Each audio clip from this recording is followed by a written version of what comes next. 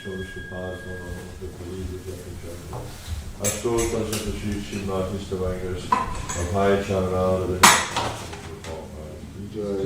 ISKCON Bibi Gitam Vichaya save the whole world should fall Jai Guru Vishnu Vishnupadma Namaste Kalida Japa Ashtotam Shantashi Mathistavangas Bhaktisiddhanta Saraswati Thakur Ananta Koti Rashavindiki Navacharya Sharida Thakuraki Premsa Gahal Sri Krishna Chaitanya Prabhu Nityananda Sri Advaita Gadadhara Sri Sri Radha Krishna Gopala Shamakun Radha Kund Vedri Govardhan Raj Bhumi Shri Davadavaki Davdik Mayapur Davaki Krishtam Chetra Jagannath Puri Gam ki, Ganga Mai ki, Jamuna Mai ki, Bhakti Devi ki, Ulasi Maharani ki, Samareka Bhakti ki, Jayanta Gop Premanandi, all voices and glories, all voices and glories, all voices and glories, all voices, Shri Guru, Shri Guru, all voices should fall down to each other.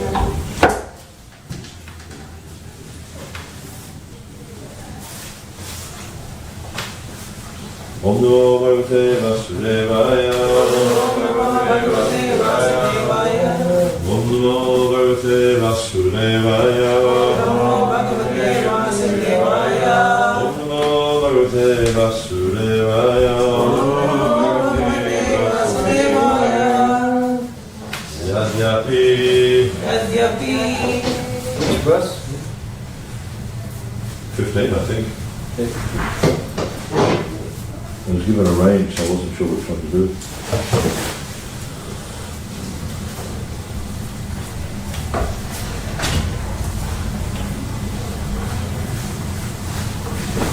Is it?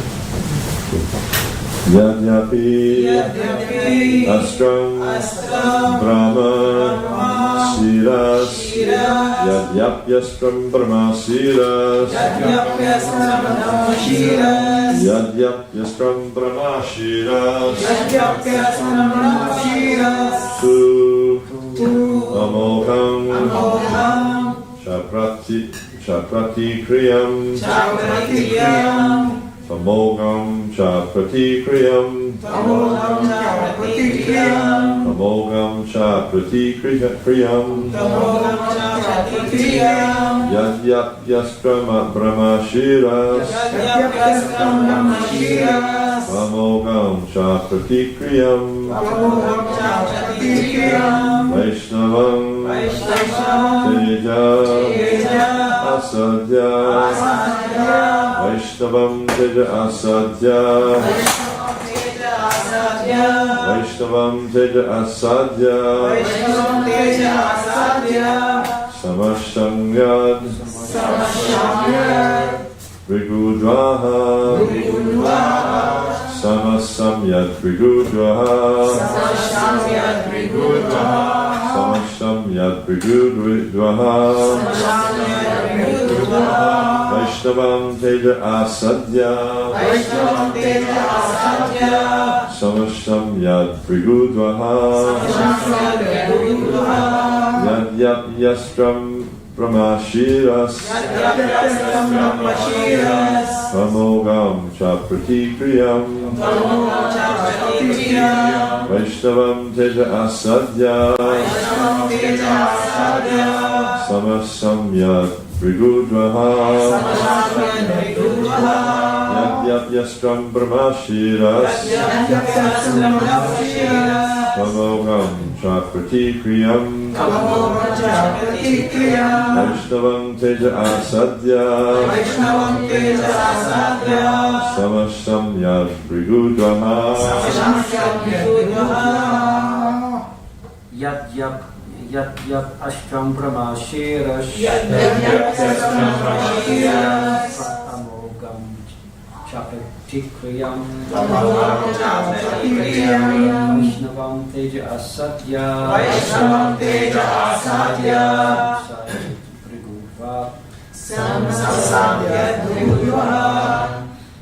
Yadyapyastam Brahmashiras Svamogam cha pratikriyam Vaishnavam teja asadya Samashamyad bhuvutva Yatyapyastram brahmasiras Tvamogham cha pratikriyam Vaishnavam teja asadya Samashamyad Vikudvaha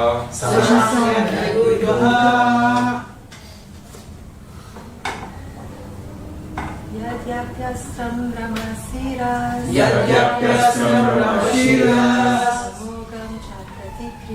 Svamogam cha pratikriyam Vaishnavam teja asadya Samashamyad Vikudvaha Yadyapyastram brahmasiras Svamogam cha pratikriyam Vaishnavam teja asadya Samashamyad Vikudvaha Yadyapyastram brahmasiras Svamogam cha pratikriyam Vaishnavam teja asadya Samashamyad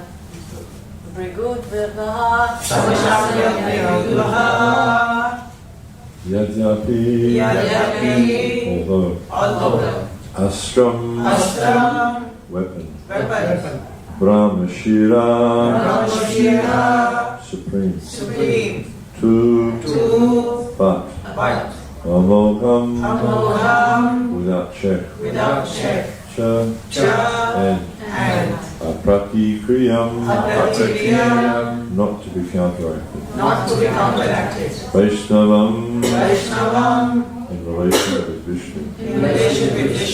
Teja, strength. Asadya, being confronted with. Samashamyat, was neutralized. Vrigu Udvaha, of glory of the family of Vrigu. Translation. O Shonaka, although the supreme Brahmastra weapon released by Ashwatthama was irresistible and without check or counteraction, it was neutralized and foiled when confronted by the strength of Vishnu, Lord Krishna. Responsibly, O Shonaka, although the supreme Brahmastra weapon released by Ashwatthama was irresistible and without check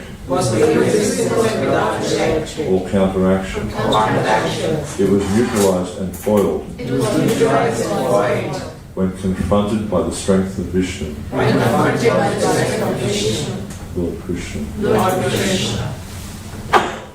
It's interesting that here it says that it was irresistible and couldn't be counteracted, yet when it met with Vishnu, completely neutralized on Krishna's potency. Why was that, you think? What's the comparison between the two? Maybe because everything is Krishna's energy. Yes, that's a good point, everything is Krishna's energy, but what's the difference between Brahmastra? Because it's saying it's irresistible without check. Any thoughts on that? Krishna is more irresistible. And more He's definitely more irresistible, there's no doubt about it. The Brahmastra's material energy, and Krishna's spiritual energy, his spiritual potency, so it's completely different. There's actually no comparison. Actually, interesting. Purport. In the Bhagavad Gita, it is said that the Brahmajyoti, or the glowing transcendental effulgence, is resting on Lord Sri Krishna. In other words, the glowing effulgence, known as Brahma Tejas, is nothing but the rays of the Lord. Just as the sun's rays are rays of a sun disk, so this Brahma weapon also, although materially irresistible, could not surpass the supreme strength of the Lord. a weapon called Brahmastra, released by Ashwatthama, was neutralized and foiled by Lord Sri Krishna by his own energy.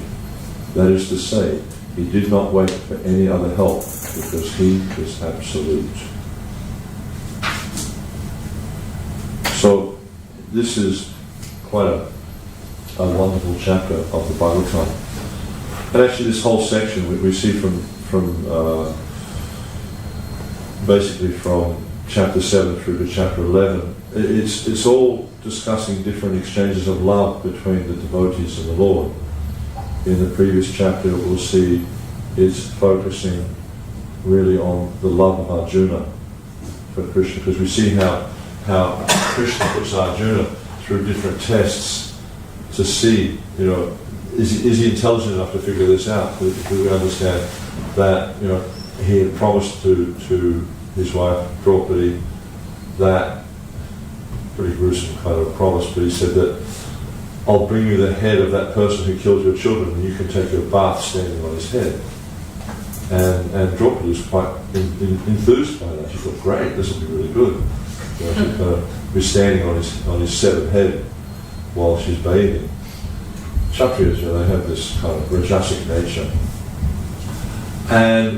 And then so when he actually did catch up with Ashwatthama and capture him and bring him before Draupadi, some members of the Pandavas were saying, no, don't kill him. Others like Bhima were saying, kill him.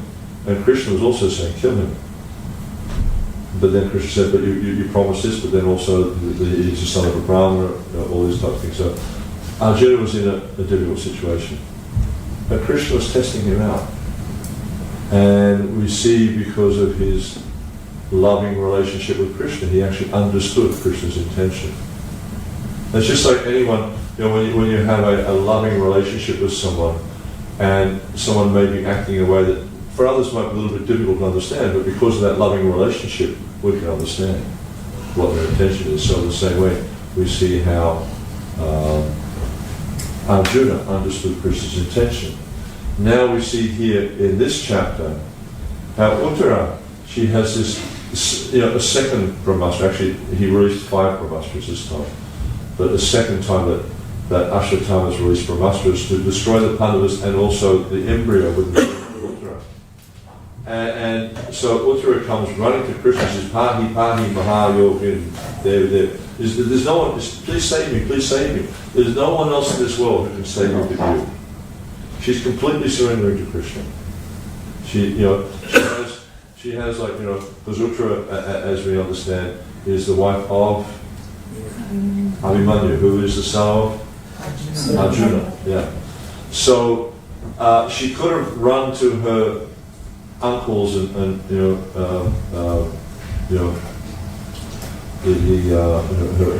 father-in-law for protection, because they're the most powerful Kshatriyas in the world. And we understand they were standing there, they pulled their bows and they had their arrows fixed to their bows and they were ready to counteract. But she didn't even think of going to Arjuna or Bhima or anyone like that. She went straight to Krishna out of love. And now, starting maybe 2 verses time, 3 verses time, the prayers of Queen Kunti. And we see how Kunti is expressing her deep love and deep realization.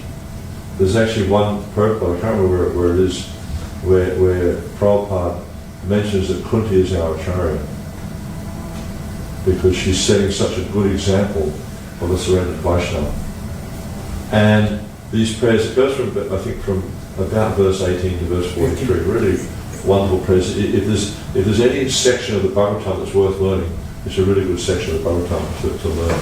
Because these prayers, not only are they expressing Kunti's love, but they're expressing very, very deep realizations. She's actually understanding the nature of Krishna to a large extent. Of course, not really possible to fully understand the nature of Krishna, but very, very wonderful prayers that are really expressing profound understanding of the nature of Kunti. Then, which is, coming from her love for Krishna, because she had a very, very deep, pure love for Krishna. And we see the same with Arjuna. It mentions in the in the devotion, it talks about the different devotees and their loving relationship to Krishna, and it mentions that Arjuna is the best of the Pandavas. And then we see that Uttara, also very, very advanced devotee, great love for Krishna, and Kunti, in his parental rush, he's experiencing great love to Krishna. Then in the next chapter, very, very important chapter also, we see that Bhishma Dev is expressing his love for Krishna and his deep realization. And if we read Prabhupada's purports and also the commentaries of the Acharyas, we can understand that Bhishma had spotless love for Krishna. He was actually on the level of prema. Even though it was not prema like the residents of Vrindavan, it was prema that was in the chivalrous rasa. But still his love for Krishna was very, very pure. And it talks about how, in that chapter discusses how when Bhishma was on the battlefield and Krishna, Bhishma was attacking Arjuna, it looked like he was going to kill Arjuna. And so Krishna broke his promise to have this exchange of love with his devotee. And it's kind of interesting because, our idea is the exchange of love is embracing, kissing, all that kind of stuff, But the exchange of love between Krishna and Bhishma, because of the relationship, because of the rasa, being the chivalrous rasa, then the exchange of love was Bhishma shooting arrows at Krishna, and the arrows were cutting Krishna, and Krishna saw these arrows of love like flowers being offered to him, and even though it's described by the Acharyas, Vishnacharya Thakur, he describes how that even though these arrows, Krishna was allowing these arrows to appear like they were cutting his transcendental body, he accepted this very much like, it's kind of interesting that someone like Vishnacharya Thakur would know about these things, but like like a love bite, a hickey, you know what that is? The love of bites, the beloved. So he was accepting it like that. I mean, I couldn't, for me that's just like inconceivable how someone is trying to inflict harm upon me, and I've accepted it as a loving exchange. But this is the nature of Krishna. He sees the devotees and how, their mood, their worship, and he accepts it in the mood with which it's offered, because being a warrior, Bhishma is offering his warrior ability to Krishna. And this is his offering of love to Krishna, and Krishna's accepting it like that. Then we see that because Krishna goes to the battlefield of Kurukshetra, and he's there. And another sort of exchange of love also is this very interesting thing in ISKCON temples. We never seem to have microphone stands that can make it. They always tend to droop down. But then we see at the end of the battle, Bhishma's on the battlefield. Krishna and the Pandavas, they go there to hear Bhishma speak. And Bhishma speaks, I think it's for 54 days, the philosophy of the Dharma, and he's explaining many, many things to Arjuna. And again, this is to Yudhisthira. And again, this is a wonderful exchange of love, because we see how Krishna himself, Vyasadeva, Narada, they all tried to explain to Yudhisthira that he wasn't to be held responsible for the killing of all these millions and millions of warriors at the Battle of Kurukshetra, because actually it was Krishna's will.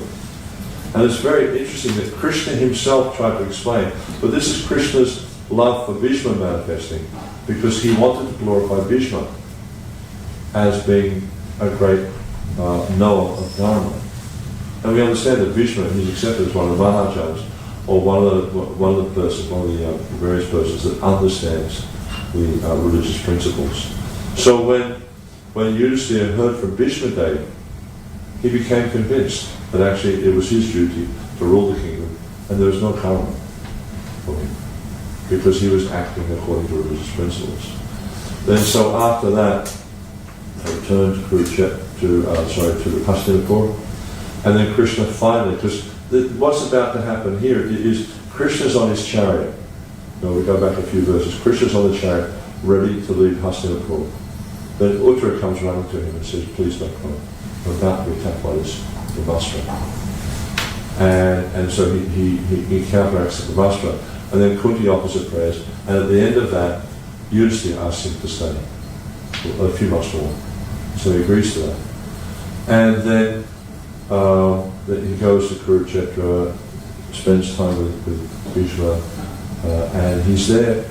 He's standing before Bhishma when Bhishma leaves his body. So for Bhishma, this is like the perfection of his life.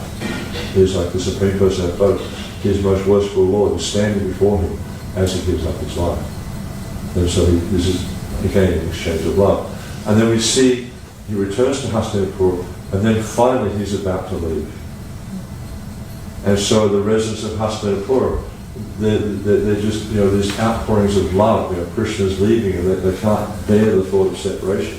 So there's these outpourings of love where Krishna is leaving, and they just can't think of, even we see there's a really nice prayer at the end of this chapter where Kunti is saying, it's like, are you going to leave us now?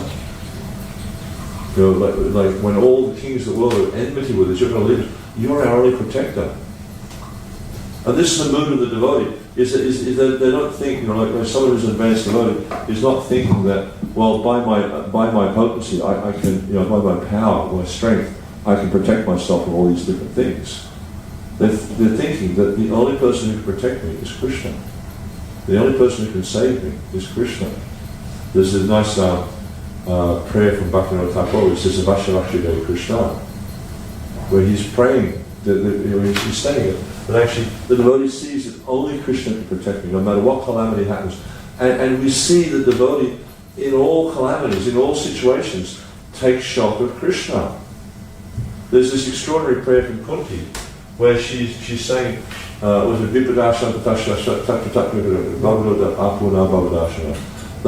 let the calamities happen again and again. And when you think about it, it's like, we're all faced with calamities in this world. But do we pray to Krishna, let the calamities come? Does there anyone who pray like that? Why not? Our acharyas pray like that. Why don't we pray like that? Because we don't take shelter of Krishna when the calamities come. We take shelter of our own potency. We take shelter of our mind. We take shelter of our senses. We take shelter, as Prahlad Maharaj says, of fallible soldiers. But Kunti, when she's faced with Pandavas, when they're faced with calamities, they take shelter of Krishna. Therefore, for them, the calamities are a source of ecstasy. Because why? Because when they take shelter of Krishna, they see Krishna. When they see Krishna, they no longer fear repeated birth and death. So Kunti's experience of calamities and our experiencing calamities are very different. So then, so we see also with the residents of Hastinapur, it is like the idea that Krishna is leaving is for them is a source of great distress, because they'll no longer be able to see him. And then the next expression of love we see is between Krishna and the residents of Dwarka, because then Krishna's arriving in Dwarka. And we see in chapter 11 how when Krishna arrives in Dwarka, all the residents of Dwarka come running out to see Krishna. And it's like they've regained their lives. Balaram is there, all of the Yadavas are there, the Saharas, there's so many different families that live there. I can't remember how many was, but millions and millions of residents of Dwarka all came out to see him.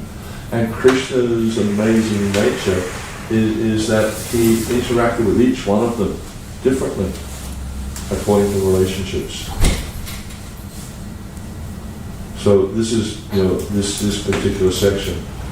I think Burjanga breaks into different dialogues. So this is Krishna and the devotees interacting. And in this particular verse, we see how this Brahmastra, this very, very powerful weapon. The Brahmastra is understood to be the most powerful material weapon there is. Very, very powerful. It's considered to be somewhat like a nuclear weapon, but of course there's no radiation, just like there's fear right now that there's going to be some potential nuclear weapons being released in Ukraine. And everyone's very fearful about that because if there's nuclear weapons released, then the radiation hangs around for many, many years. But in Australia, years ago, during the 50s, the British were testing nuclear weapons in the middle of the Australian desert. I mean, I don't know if you know Australia, but like basically down the southwest corner along the east coast is greenery. Everywhere else is desert. It's like thousands and thousands of kilometers of desert. Anyway, so there's a place called Maralinga, and the British were testing nuclear weapons there, and still today there's radiation from these weapons. And that's like 70 years later. So that's from these mundane weapons. There's so much radiation. And the radiation is very, very dangerous to living entities, living organisms. Nothing lives in America, which is dead. It's surprising there are a lot of things that live in the desert.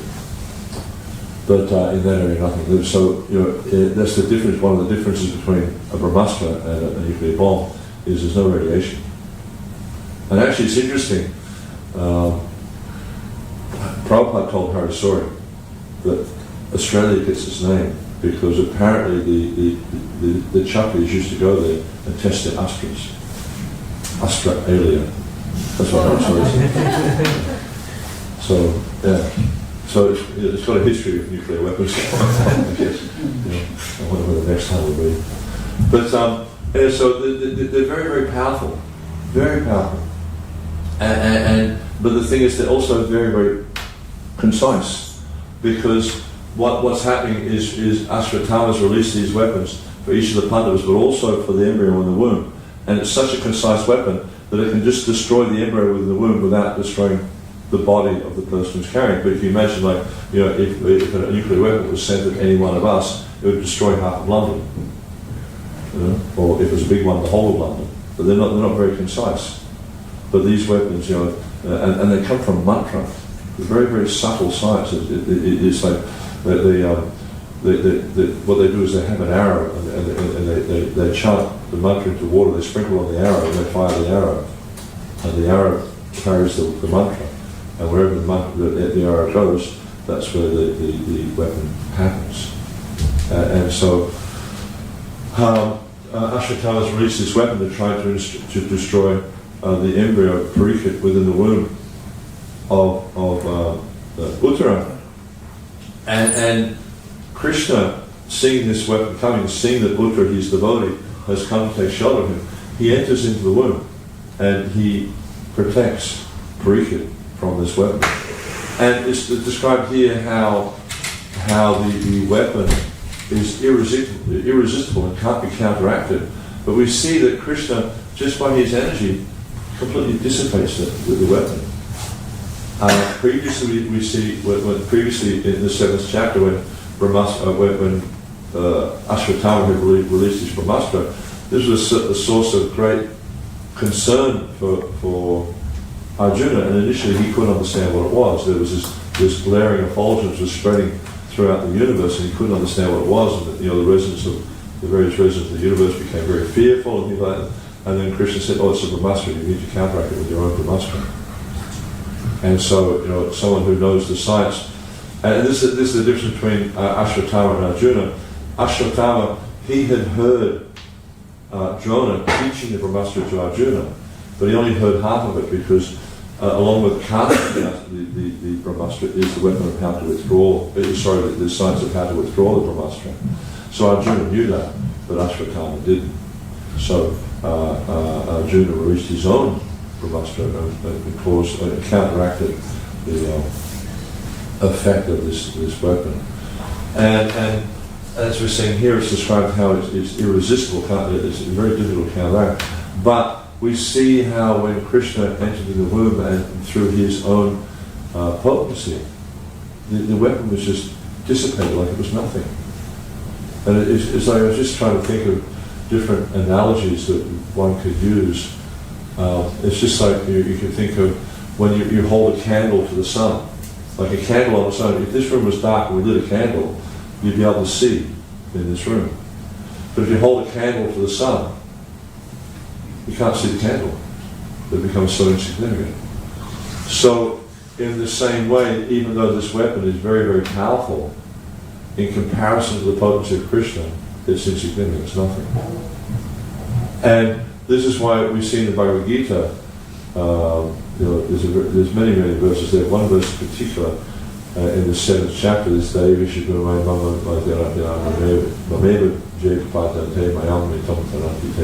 Krishna explains that this divine energy mind consisting of the three modes of material nature is very difficult to overcome. But one who surrenders unto me can easily cross beyond it. So this is giving us a comparison between Krishna, transcendental energy, and the material nature. Material nature is very powerful. And I was, Murli Manohar, who was giving a class on Zoom last night, and I was hearing the class. And he was talking about, how if we try to exploit the material nature, how if we try to enjoy the material nature, and because we're associating with the modes of material nature, it affects us. It overcomes our intelligence, so much so that we can easily be deluded from the path of bhakti, we stray from the path of bhakti. But if we are attentive to always be associating with devotees, to always be associating with the devotional process, then we become very strong in devotional service. And Prabhupada oftentimes would use the analogy of putting an iron rod into a fire. And we know the nature of iron. It's hard, it's cold, and you simply can't bend it, whatever. But if you put it into the fire, then you'll see the nature of the iron changes. It starts to become hot. It gives off light. It gives off heat. And if you leave it there long enough, it becomes flexible. And as long as you leave it in the fire, it keeps that quality. But as soon as you take it out of the fire, it starts to lose that quality. And if you put it into cold water, quality is gone instantly. So this is the same for living. And this is a really interesting analogy that Srila Prabhupada uses, the iron rod in the fire. And he would often talk about the fire of devotional service, remain fixed in the fire of devotional service. Prabhupada would often use this analogy. And as long as we keep ourselves in the fire of bhakti, then the influence of the material nature will not act upon us. And sometimes Prabhupada would also use the analogy of like a snake when its fangs are either extracted or broken. So the snake is still going to bite. It's the nature of the snake. It's just it just does that. Actually, where I live, there's a lot of snakes. We don't see them so much, but there are a lot of snakes there. And the interesting thing, I'm not trying to scare you off from coming to Australia. I think you'd like it there. But I met this guy years ago, and he was saying, you know why Australia's called the lucky country? Because of the 25 most venomous snakes in the world, Australia's got 22. And 5 of them live in the area where I live. But anyways, you don't see them very much, because actually snakes are more scared of us than we are of them, because we're not food for them. They're obviously their food. But so just like a snake when it has its poison extracted or the fangs are broken or whatever, because sometimes snake charmers, they break the teeth of the snake, it still bites, but because it has no capacity to inject the poison, it doesn't affect you.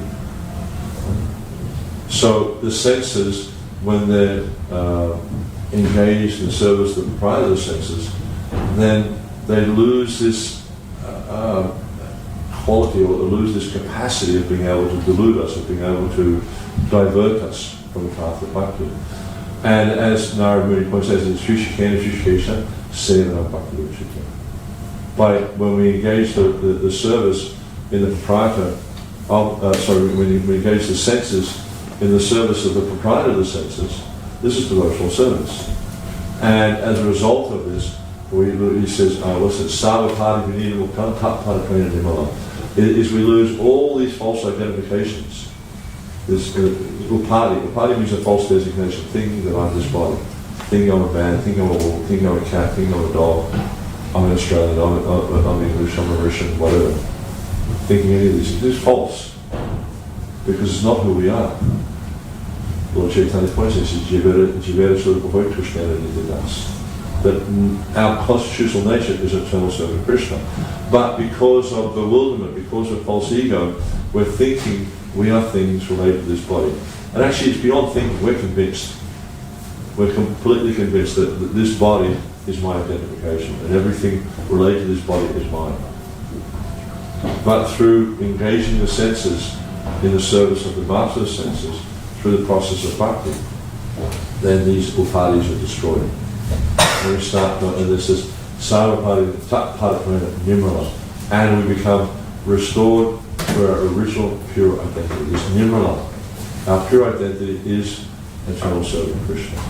So through the process of bhakti, we understand who we are. We understand that I'm not this material body. I'm Krishna's eternal servant. And as long as we remain, engaged in devotional service, the more we try to deepen our practice, then the deeper our realization becomes, and the less we identify with the material nature. But if we become inattentive, if we become slack in our practice of bhakti, then very quickly, and it's very, what's the word you used earlier? Is it insidious, I think? Insidious, yeah. It's insidious because, when something's insidious, you don't actually notice the change. It's just like sometimes you'll see, like you might have something that's new, and you use it, but you don't actually notice that it's wearing out. Or the same with the body, when the body's new, and you grow and you start to get older and older. Just like, I remember years ago I used to do a lot of service in Poland, and I spent a lot of time there. And I remember I used to go to visit these people fairly regularly. It was probably 6 or 8 months since I visited them last time, and I had a young daughter, Rita Sarah, I think her name was. And I just noticed how much she'd grown in that period of time. And she probably doesn't notice it. The parents probably don't notice it because every day it's just a little bit. But when you don't see it for some time, you notice there's a substantial change. So in the same way, if we're inattentive in the practice of bhakti, then the effect of the material nature is we gradually become covered up. Just like sometimes there's this Chetodapana Maja, this analogy the mirror is given. Like if a mirror is sitting there, you don't clean it every day, it gradually becomes covered by dust. Day to day you don't notice. But after some time, the reflective capacity of the mirror is reduced to such a point that it doesn't reflect at all because it's so much covered by dust. So in the same way, if we are not attentive in the practice of bhakti, if we're not constantly trying to better ourselves through the practice of bhakti, then we become gradually covered over by the dust of the material nature, and to the point where we forget about practicing devotional service, and we go back to our previous ways of life. So it's really important for us to always stay fixed, fixed in bhakti, and always be attentive and diligent, trying to. I remember Guru Gari Maharaj used to say, "Good, better, best. Never let it rest you. Good is better, and your better is best." So just keep pushing yourself. Tamal Krishna Maharaj often he would say, "Keep turning up the heat. Keep turning up the heat." And we have to keep turning up the heat because if we're not actively pushing in bhakti, Maya's always pushing. Maya never rests. She has this task where she is testing out the living entity to see how sincere they are. There's a saying that rust never sleeps. And so if you have metal which is not protected, it will start to rust. And even though you can clean the rust off, if the metal's not protected, it will come back again. So we have to make sure we're protecting ourselves through the practice of devotional service. I'm not sure when I'm supposed to finish. Time is 1:30, but you can ask. Any questions or comments at all? Yeah. wanted to ask something about the attention, okay? About Attention, attention. yeah. Yeah. So I noticed that sometimes I have my attention, like I'm focused on what I'm hearing or on my japa, but some days I'm just not like focused at all, and it's like in and on and off, and yeah, just like so sometimes I'm wondering why I cannot focus. Maybe I did some offenses, so I don't know. So how to like try to be more attentive, I guess. And Yeah. See, the practice of bhakti needs to be conscious. Right, we talk about Krishna consciousness, so we need to be conscious in our practice of bhakti. So the fact that you're noticing that some days you're attentive and some days you're not is good, because then when you notice that you're not attentive, you make endeavors to be attentive. It's just the nature of the mind. The mind is very flickering. So sometimes it's going to wander, but as Krishna explains to because it's just Chanchalam hi mana Krishna pramati balavandriya. So it talks about in the 6th chapter how the mind is Chanchalam, wanders all over the place. Like when you're chanting japa, in the space of 5 minutes, how many things do you think about? You think about the whole universe practically. So this is just the nature of mind. But as Krishna says to Arjuna, you must withdraw the mind and bring it back under control of self. So you need to be constantly withdrawing the mind and bringing it back to the holy name. You just have to be active, you have to be conscious. And what you'll find though is the more you become accustomed to bringing the mind back under control of self, the easier it will become. You just have to keep growing. It's not, offences can play a role, but not necessarily. The main thing is just the flickering nature of the mind. And the mind just goes, to whatever it finds the most attractive at the time. And that's why, it's really good not to have computers around when you're chanting, or have your phone out of your pocket when you're chanting, because, text messages, this is really important, But what can be more important than chanting the whole name? So it's good to try to avoid distractions. I know, like yesterday, you're upstairs chanting in the Tulsi house, right? No, in the VIP room. So you can chant in an environment which is distracting, or you can chant in an environment which is conducive. So chanting in front of Tulsi is very conducive.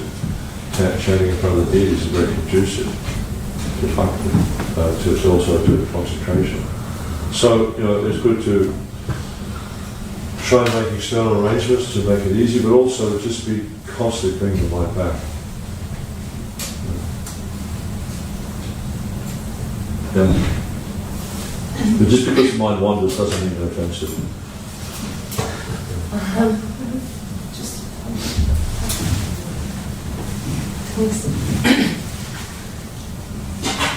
Hare Krishna. Yeah. It's not actually related to the class, but it's something I was wondering about. Like, next week is a partial solar eclipse, and if we're not engaged in service at the temple, should we follow precautions for the eclipse, or because we're chanting Hare Krishna, we're like transcendental to the effects? We've actually got a paper right now that's a position paper the GBC is voting on, it's halfway through the vote, about deity worship and solar eclipses, or just eclipses. And it seems like Prabhupada's general practice was, he didn't do anything different during the eclipse. But we understand Prabhupada's a great transcendentalist. The main thing, we see also when Chaitanya Mahaprabhu appeared, it was a lunar eclipse, and what were the residents, or the Dharmasis doing? They were in the Ganges chanting the holy name. And also they went to Kurukshetra for the eclipse. But what do you do when you go there? You chant the holy name. Yeah. That's the main thing. It's just to try to absorb ourselves in the process of devotional service. It's the only thing that can counteract these material situations, material calamities or inauspicious things. And there's different opinions, because Some people say that eclipses are inauspicious, and others say that eclipses are very auspicious. You know, you read the Shastra, you know, we came across, when we were researching this paper, we came across verdicts and inscriptions from Bhaktisiddhanta Saraswati Thakur where they're saying eclipses are auspicious. So, yeah. I think the thing you got to worry about most is trying to become Krishna conscious. That's the greatest challenge in this world, is trying to become Krishna conscious. These other things are very small. Thank you. Hare Krishna. Hare Krishna. Thank you for the class. It was really, really good. I have a question, which is, if we're not so... Well, it's great to hear about the transcendental qualities of Krishna's energy. But I want to strengthen, my faith in that, because as we know, Maya is very powerful. So if we are not sure sometimes in our mind how exactly, this is I'm wondering, if we don't understand how exactly, why, is this transcendental energy more powerful than material, then sometimes you can forget it, But if you really, really understand why that is more important or it's more powerful, then it sort of becomes a part of our daily consciousness. Yeah. So, can you elaborate a little bit? Well, it's just like when you say, for instance, you're starting to learn to drive a car, right? So when you start off, it's like you're consciously incompetent, and then you practice more and more and more, and you become consciously competent. You have to think about it. Like when you start, you're thinking about it, but you're making all sorts of mistakes. You're cutting people off, you might bang into things, whatever. Then as you practice more and more, you become consciously competent. But then when you practice more and more and more, you become unconsciously competent. You don't have to think about changing gears, you don't have to think about indicating, you don't have to think about looking in the mirrors, because you just do it automatically. So the same is like that in the practice of bhakti, is by just continually practicing bhakti. And when I say practicing bhakti, it means hearing and chanting. This is the essence of the process, is to always be engaged in hearing and chanting. And not just chanting japa, that's very important. And this, as Lord Chaitanya explains, it cleanses the heart of all the dust accumulated for years and extinguishes the fire of conditional life repeated birth and death. But also hearing and chanting about the glories of Krishna. So that means studying Bhagavad Gita, studying Srimad Bhagavatam, studying Nectar of Devotion, Chaitanya Charitamrita, studying these books. Because it's just like you have a cup of milk, right? And if you say you've got half a cup of milk and you fill it up with ink, what happens to milk? With ink, it turns black. It turns blue or whatever. Yeah. The milk becomes coloured. But if you keep pouring milk into the cup and keep pouring milk into the cup, what happens? It's, again, milk. Yeah, and eventually it takes all the ink out and it becomes milk. And it becomes so full. An interesting scientific experiment is it becomes so full that it becomes what they call a reverse meniscus, where it's brimming over. And Albert Einstein explained this thing called surface tension, where the liquid interacts with the air. There's kind of like almost like a film on top, where there's this tension that holds it together. So theoretically, if you pour more ink on top, it'll just flow off.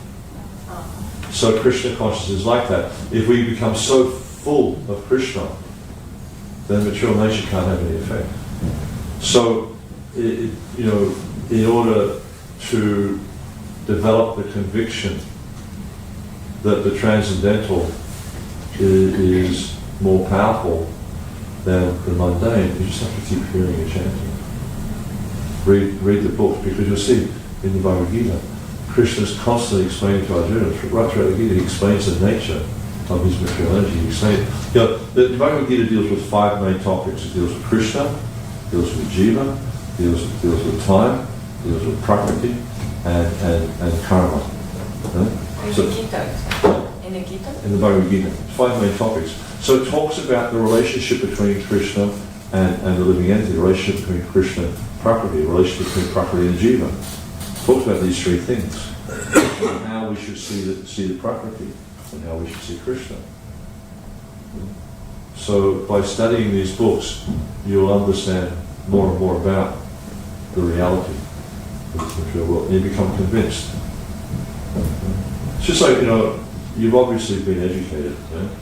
So when you first go to school, these things are all like foreign concepts to you. But by studying these things at school, by hearing from the teachers, by doing exercises, by doing exams, you start to become convinced. And then years later you realise a lot of it's nonsense. So by studying these books, you'll start to understand the truth about this creation, about Krishna, about you. Thank you so much. So, Yeah. I just wanted to add to, Halimi's question, because sometimes I find the same situation. Actually, it's a comment. It's not a question anymore. I just find it useful if there was something already that's bothering you, it's much harder to concentrate. So you better make some arrangements so that thing that bothers you is taken care of. Yeah. So you can literally be non-attached to these things. But they do come up, so you have to deal with them. There's always going to be things that bother you in the material world. That's the nature of the material world. And the thing is, when you're chanting Hare Krishna, I've done a few of these japa retreats with Guru Janga at different times. And a prayerful mood is really helpful. Because we understand that everything transcendental has a personified form.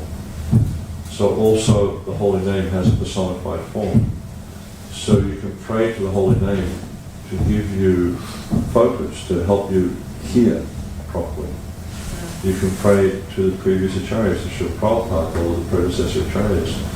You can pray to the Lord to help you to hear properly. The idea is just to try to focus more and more and more on hearing the holy name. And it's up and down. Sometimes you'll have days where you're able to focus really well. And at least in my case, most of the time I don't focus so well. But occasionally I get the opportunity to focus. It's just like that. It's just the nature of the mind. But by our determination, by our sincerity, we will get to the point where we can focus always. I do have to say that because I had previous experience doing meditation and certain other processes to deal with the mind, to help with that, it has instructed me in a way that it translates to having a better time with japa. So I don't know if that's good advice to sometimes learn something that can help. Whatever you find helps to bring you closer to Krishna is a good thing. Whatever you find takes you away from Krishna, it's not good. Okay. Always remember Krishna, never forget him.